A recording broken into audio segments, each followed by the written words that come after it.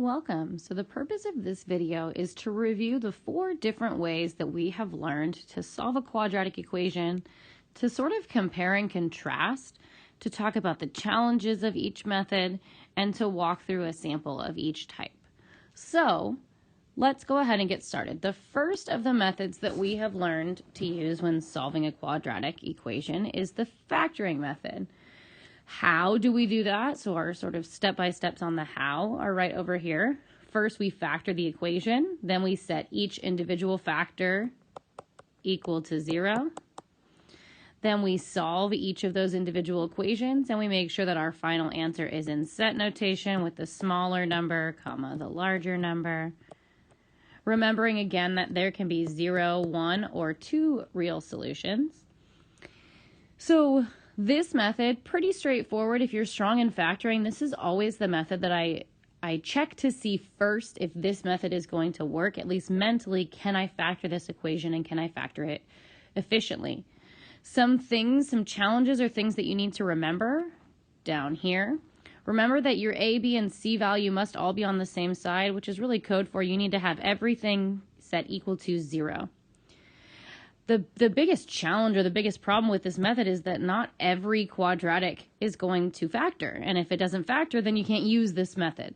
So if it does factor, this is a very efficient, lovely method to use. But if it doesn't factor, you're going to have to move on and try something different. Also, just be aware that you need to make sure you're checking your signs, make sure you're factoring correctly, because if you don't factor correctly, then your solutions aren't going to be correct. The second method that we talked about was completing the square.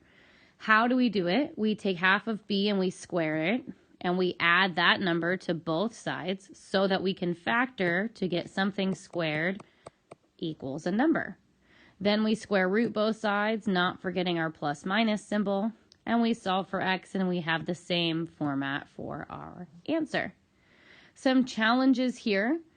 It's easier to do this if c is not on the same side. So if we have something x squared plus bx equals a number, it's easier to do complete the square if it's set up in this way. It's not the best choice. It's still possible, but not the best choice if b is an odd number, because then you're taking half of an odd number and you're going to have to work with fractions. It's also not the best choice if a is anything besides 1. It is still possible to complete the square, but it is likely that you're going to have a lot of fraction work if either a is not 1 or b is odd, or if both of those things are true. So that's completing the square. The third method that we learned was the quadratic formula. The big issue here, or the quadratic formula itself, x equals the opposite of b plus or minus the square root of b squared minus 4ac. And this is all over 2 times a. How do you do it? So here's our how. Identify a, b, and c and plug them into the formula. Simplify inside the radical, and then keep simplifying as much as possible. Simplify until you can no longer simplify. Some challenges or things to note. This, just like with factoring, needs to be set equal to 0 so that you can appropriately identify a and b and c. You need to check for sign change inside the radical. Sometimes there's some double negative things happening in there. You just need to be cautious and go slowly when you are simplifying. This method will always work if you can get it into standard form. It is just not always the easiest or the most efficient. A lot of times there's room for you to make little simple math mistakes. So make sure that if you're choosing to use this method, that you don't go too quickly. If you go too fast, you're going to make an error on something that you probably normally wouldn't have made an error with. And then last but not least, we talked about the square root method. The square root method is a method that only works in particular situations, which is why we have the other methods. So how do we do it? We isolate the term that's being squared. Remember, if you can't actually isolate the term that's being squared, you're not going to be able to use this method.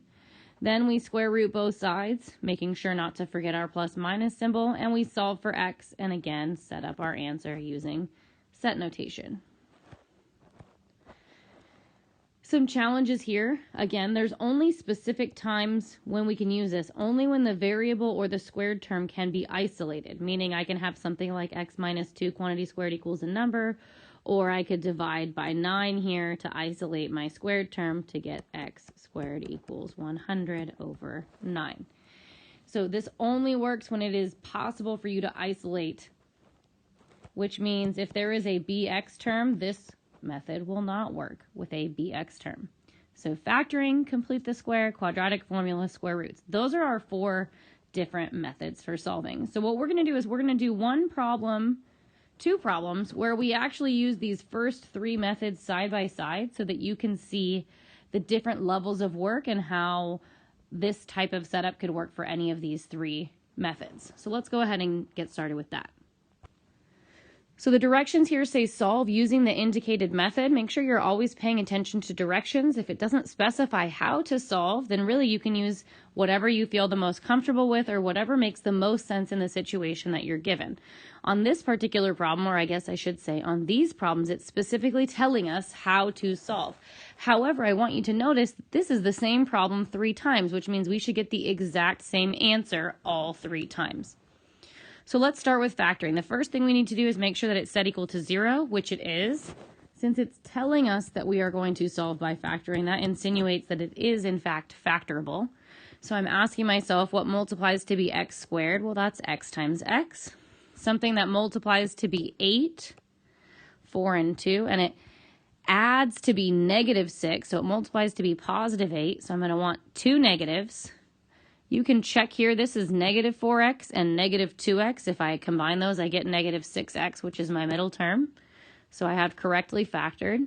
Now I'm going to take each factor and set it equal to 0, and then solve. This is going to give me x equals 4, x equals 2, so set notation 2 and 4, and we are done.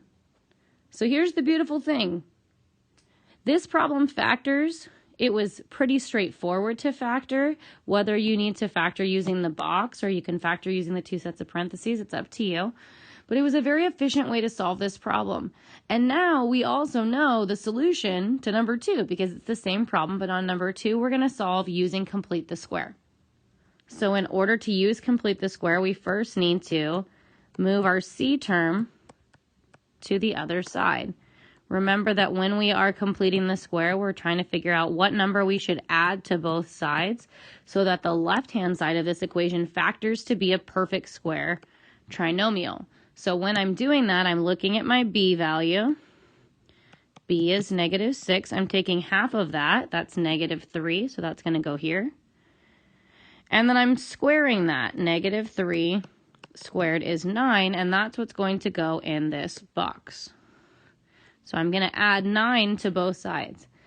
When I add 9 to both sides, this left-hand side now factors to be x minus 3 quantity squared. That was the purpose of choosing the number 9 to be added on both sides.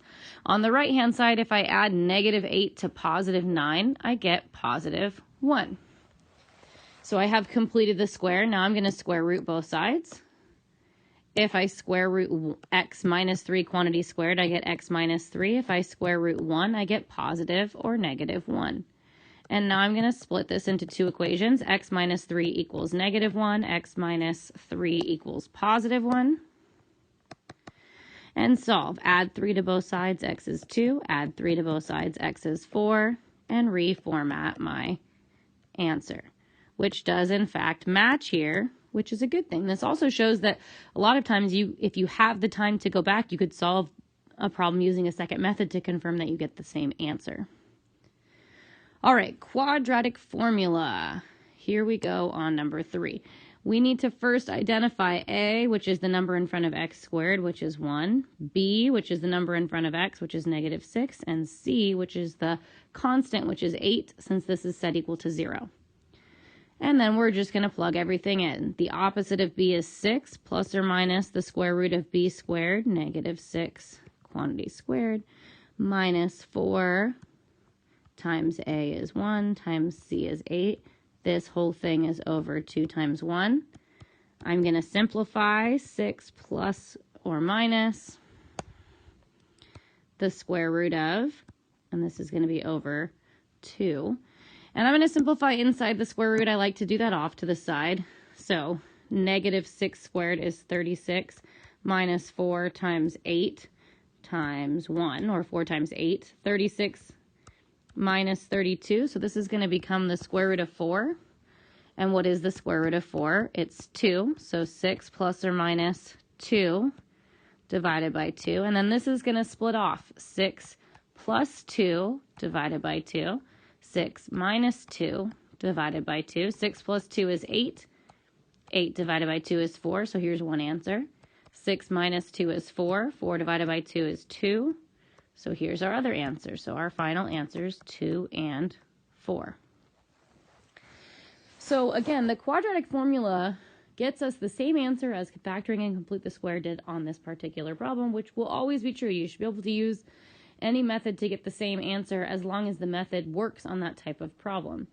Again, the challenge here with the quadratic formula is there were a lot of places that I could have made a mistake. I could have made a mistake with simplifying my square root on the inside. I could have made a mistake afterwards. I could have made a mistake when I needed to split into my plus and minus. Lots of room to make errors.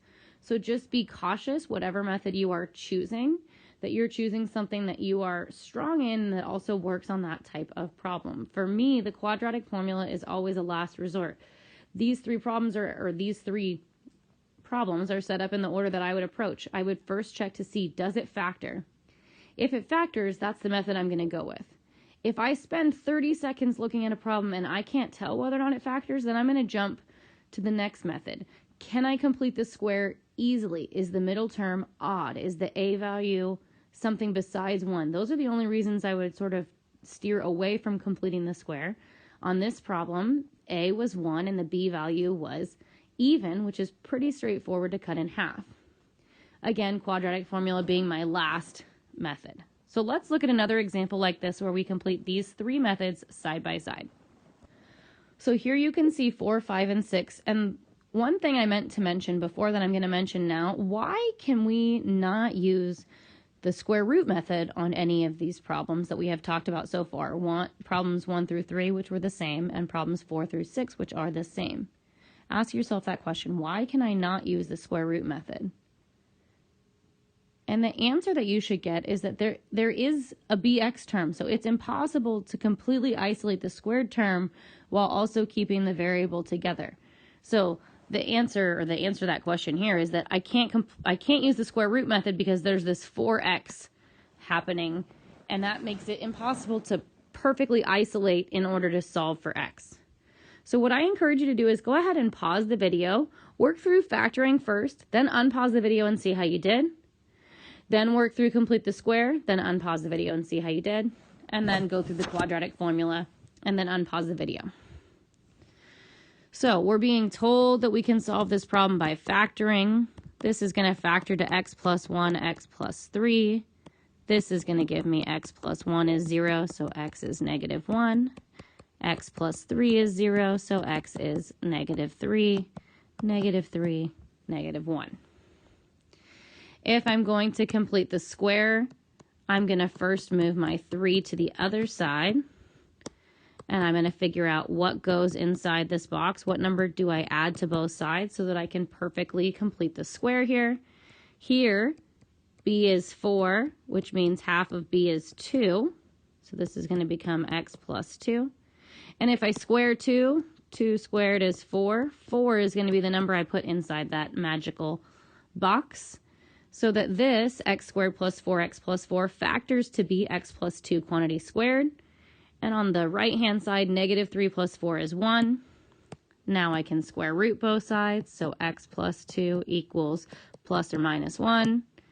X plus 2 equals negative 1, and x plus 2 equals positive 1, and solve for x, negative 3 and negative 1, set notation, and we can confirm these are the same two answers.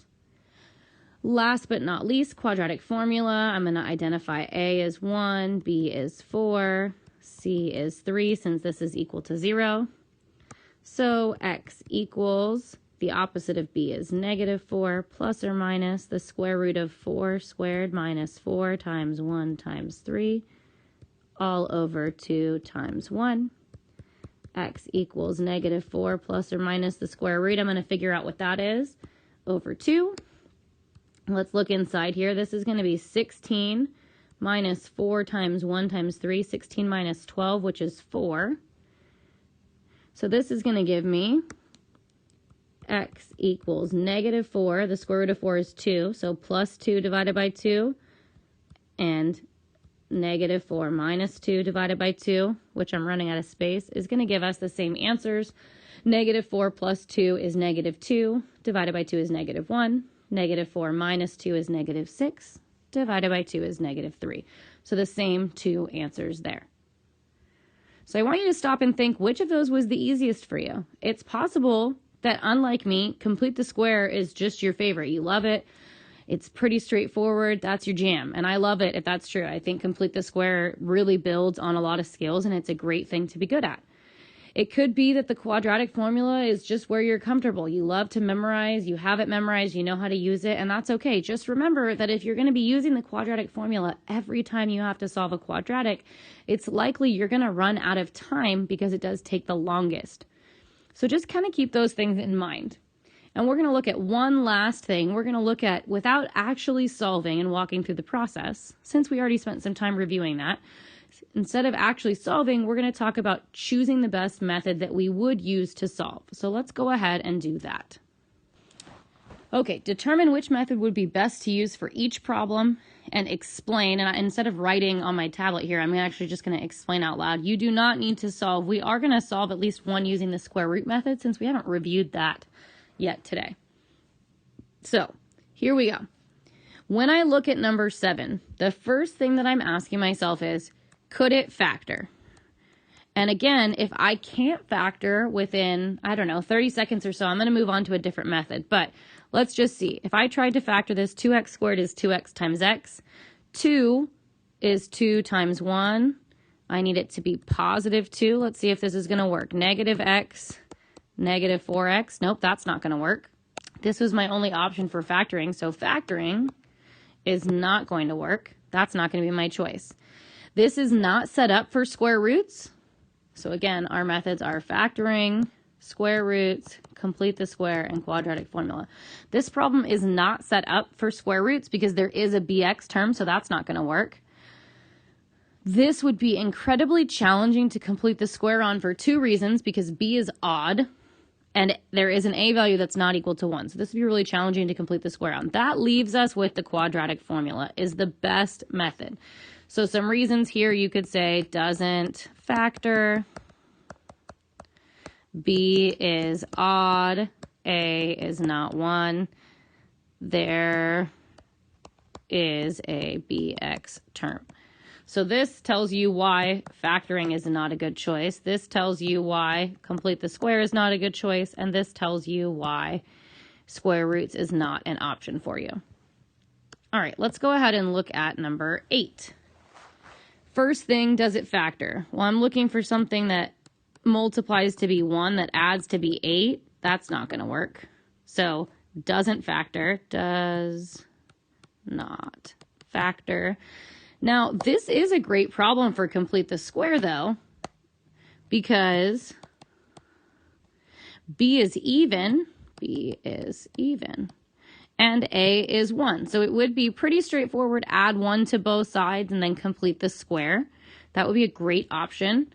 It is already in standard form, so the quadratic formula is a good option. So in standard form could be your reason here. I would say complete the square for me. I would prefer to do over the quadratic formula here, but the quadratic formula is a good option.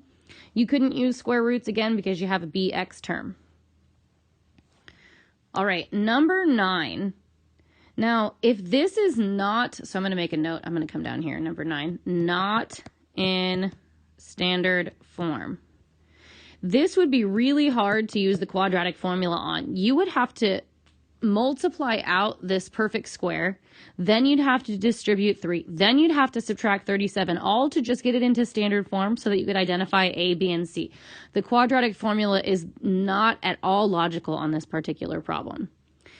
Now, it also doesn't make any sense to talk about factoring because there is already a perfect squared term, which also doesn't make any sense for completing the square because the square is already completed.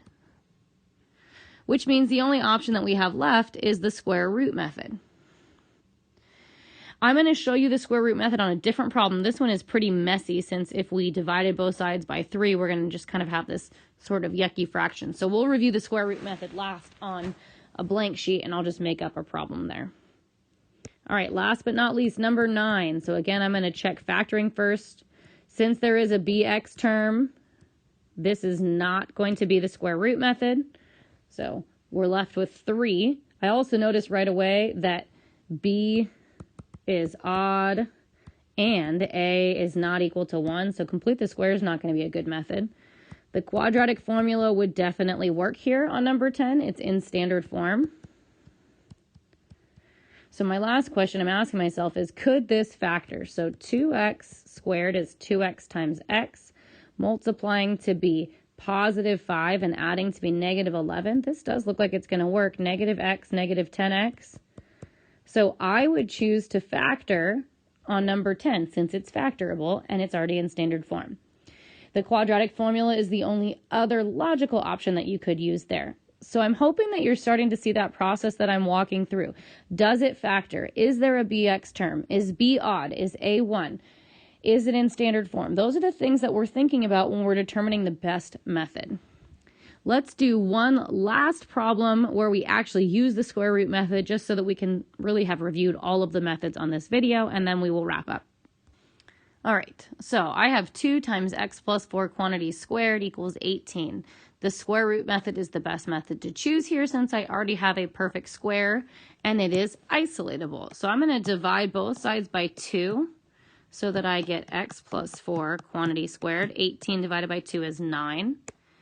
Then I'm going to go ahead and square root both sides, and I'm going to make sure that I don't forget my plus minus symbol. The square root of 9 is 3. Now I'm going to split this into 2 equations. X plus 4 equals negative 3. X plus 4 equals positive 3. And I'm going to solve. Subtract 4, I get negative 7. Subtract 4, I get negative 1. So my 2 answers, negative 7 and negative 1. What if this problem actually didn't equal 18 originally? What if it ended up being x plus 4 quantity squared equals, let's say it was 18 instead of 9. When we square root both sides, 18 doesn't perfectly square root. So we have to remember that we just have to simplify. The square root of 18, well, 18 is the same thing as 9 times 2. So this is going to simplify to be 3 root 2, or you can upside down birthday cake that. 3 times 6, 3 times 2. We have a set of 3's. And then to solve this problem, we would subtract 4 on both sides, and that negative 4 would just stay in front of my square root, and I would leave my final answer like that. So just a little bit of review if it doesn't perfectly square root, right? So let's recap what we did in this video. The purpose of this video was to review the 4 methods that we learned and to talk about the pros and cons of each method in relation to a particular problem. So factoring, if it factors, make sure it's set equal to 0. Complete the square, making sure that b is even and a is 1. Make sure you isolate c onto the other side. The quadratic formula always works as long as we have a function that is in standard form. And the square root method only works if you can actually isolate the term that's being squared. All of them have pros and cons, but the most important thing is that you're really starting a problem and you're looking through and thinking through the best approach to take. So write down any questions you have. I look forward to supporting you on this. Thanks for listening.